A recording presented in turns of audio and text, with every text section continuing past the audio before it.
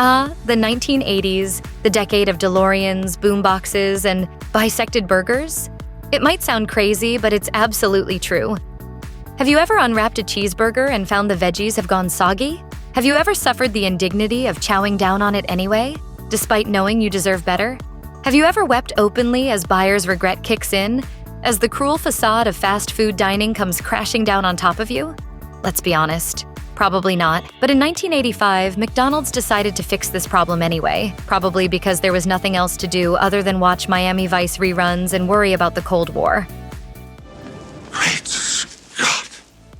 The McDLT was essentially two halves of a whole burger. One side of the packaging contained the patty and lower bun, while the other contained the upper bun and vegetables. Open it up, put it all together, and hey presto, a perfectly balanced burger. Sadly, the McDLT wasn't long for this world. McDonald's discontinued the item after it turned out that selling burgers wrapped in enough styrofoam to choke a whale wasn't actually good for the planet. Still, points for trying. McDonald's sells far more than just cheeseburgers and fries, and this was true even as far back as the 1980s, even if some ideas didn't quite make it to the end of the decade. Case in point, if you visited the chain during its brief flings with the world of fast casual Italian dining, you might have come across such menu items as the McPizza or McSpaghetti. These two menu items were pretty much what you'd imagine them to be: pizza and spaghetti, McDonald's style. The McPizza was introduced as an attempt to steal customers from America's thriving fast food pizza chains, while McSpaghetti was apparently introduced because everyone at McDonald's HQ had straight up lost their minds. Mamma mia, that's a spicy meatball! Interestingly, the dream isn't totally dead today. You can still order the McPizza at a McDonald's location in Orlando, Florida, while McSpaghetti survives as a menu mainstay at outlets in the Philippines. Are they worth the price of a plane ticket, though? No, they're not. Here's some advice for you. If you happen to own a time machine and happen to go back to the 1980s and just so happen to walk into a McDonald's, don't get the McNuggets. Why? Because your wallet can't handle it. I declare bankruptcy! Yes, the most expensive McDonald's item of the 80s was the chain's Chicken McNuggets, or more specifically, a 20-piece order of McNuggets. To be perfectly honest, it's nigh on impossible to find any sort of comprehensive list of McDonald's menus year by year, so we can't say whether this was true right through the entire decade. For a period of time, though, a box of 20 McNuggets would have set you back far more than any other menu item. Heck, it wasn't even that close. At one point during the decade, this order cost $3.90, more than twice the price of the next most expensive item. And while that might not sound like a lot by today's standards, it's worth remembering that this was a time before the economy did that whole thing it did. Taking inflation into account, the same order would set you back around $10 to $15 today. Many have wondered why McDonald's only offers the McRib as a limited-time menu item. Well, the truth is that it simply isn't popular enough to merit a permanent spot on the menu, no matter what The Simpsons might tell you. Sir, are you all right? I have eaten the ribs of God. McDonald's decision to relegate this iconic sandwich to temporary status didn't come out of nowhere, though. In fact, the McRib was introduced as a full-time menu item in 1982. Had it proved more popular, it might have survived until the end of the decade or beyond, but alas, it just wasn't to be. The McRib flopped, and McDonald's removed it from the menu in 1985. Still, the undeniable impact the sandwich had on hardcore McDonald's fans meant that it earned a few revivals along the way. Nowadays, it's seen as a kind of half-mythical cult classic, one that crops up every few years, causes an almighty fuss among fast food fans, and then vanishes into the ether once more. You monster! A lot of the McDonald's menu looked different in the 1980s, and often not for the better. Still, the kids can rest easy knowing that they'd have at least been able to get their hands on a Happy Meal. Introduced in 1979 after a soft launch 2 years earlier, the 80s marked the first full decade of life for this iconic kids' meal. Your kids will love McDonald's Happy Meal. In all honesty, it's virtually impossible to imagine a time when screaming children couldn't be placated by tossing a Happy Meal into their lap. And since the parents of the 1970s were presumably forced to mollify their kids by giving them money or threatening to play Bee Gees records, we can no doubt assume that parents everywhere are grateful to McDonald's for bringing this one to the table. Thanks, Ronald. No matter how you slice it, the whole concept of healthy fast food feels like kind of a contradiction. But that hasn't stopped companies like McDonald's from trying to square the circle. Salads were introduced by the company in 1986, originally as an attempt to capture a demographic that wouldn't have been caught dead inside a McDonald's restaurant. This would have been a real game changer for the 3 fast food fans who wanted healthier choices from McDonald's in the 80s. And while the chain decided to nix its salad items from menus in 2020, you have to give them credit for at least trying to keep the leafy dream alive. From the McDLT to the McPizza, the 1980s was clearly an experimental decade for McDonald's. It's alive!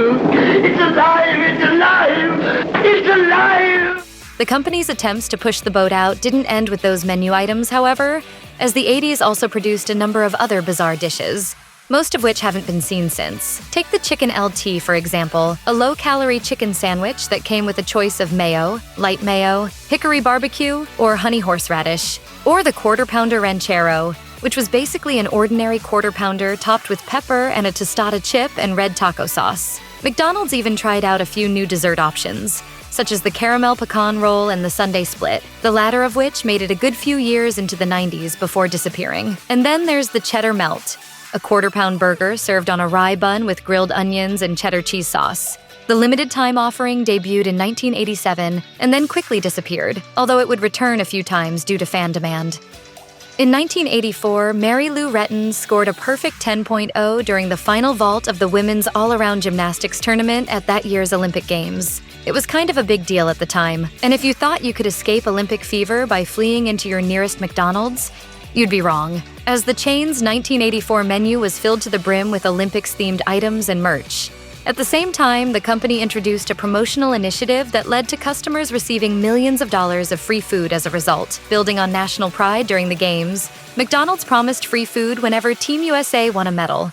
America wins bronze, free Coca-Cola. Silver, a serving of French fries. And gold, that won you a Big Mac. It was a good idea, but things got a little dicey for McDonald's themselves when the Soviet Union decided to boycott that year's Games. How does this affect our giveaway? Let's see. You personally stand to lose $44 million. In the end, the 1984 Olympic menu promotion caused full-blown Big Mac shortages at some of the company's 6,600 nationwide locations and cost the company many millions of dollars. So, yeah, they won't be trying that one again in a hurry. In 2015, McDonald's announced that restaurants across the United States would begin serving breakfast items all day long. McMuffin fans everywhere rejoiced, but it wasn't to last long.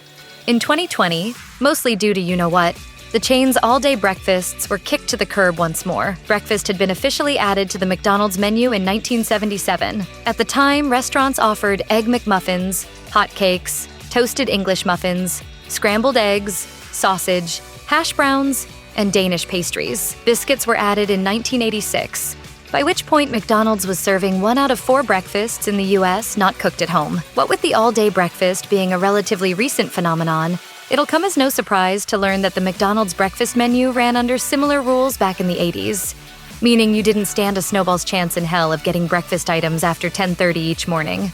Nowadays, it seems that the breakfast cutoff time is destined to remain as much a part of McDonald's foundation as the Big Mac and the Quarter Pounder.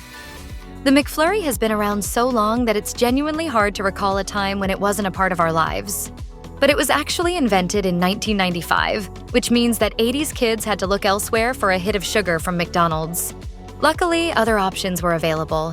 The chain offered both hot and deep-fried apple and cherry pies, 2 different types of cookies, the sundae, and a vanilla soft-serve cone selection. Yes, it's a pretty simple dessert menu, all things considered. But there's actually something kind of endearing about it, especially since we now live in an era of fast food dessert madness, where McDonald's alone will serve you anything from apple fritters to Grimace shakes to whatever the heck a Grandma McFlurry is. But your scientists were so preoccupied with whether or not they could, they didn't stop to think if they should. Basically, anyone who's visited a McDonald's restaurant at some point in the past few decades will have purchased an extra value combo meal. They're simple, they're cheap, and they're ready to go. You can hardly imagine that there was once a time in which they didn't exist. Yet the system of numbered McDonald's meals hasn't been around for all that long. And if you visited a location in the early 80s, you probably would have had to put together your own combo. That's not to say the concept of the value meal was totally alien to McDonald's customers in the 80s, though, as the decade saw the concept slowly refined by the company. McDonald's had first introduced a kind of proto-value meal called the Big Meal in 1971, a combination that offered a Big Mac, large fries, and a drink in one order. Then, in 1985, the chain introduced the Value Pack, a promotional effort that offered customers a large sandwich, an extra large serving of fries, and a large soft drink. This was itself the precursor to the company's experimentation with a full value menu, which began in 1991 but wouldn't be completed until the introduction of the dollar menu in 2002. In case you didn't know, you can purchase a gift card known as the Arch Card from any McDonald's location at any given time. Of course, it appears that McDonald's assumes that everyone knows this, because you're guaranteed to never see the words gift card listed anywhere on a modern McDonald's menu, be it inside the restaurant or lit on the outdoor drive-thru board. Things were different in the 80s, though. If you looked at a menu back then, you were likely to find the option to purchase a gift certificate listed among the other menu items. These paper versions of the modern gift card were worth 50 cents and could be purchased for $5 in a book of 10. When and why the gift certificates lost their place on McDonald's menus isn't entirely clear, but since it's so easy to get hold of an Arch Card these days, we're tempted to say, who cares?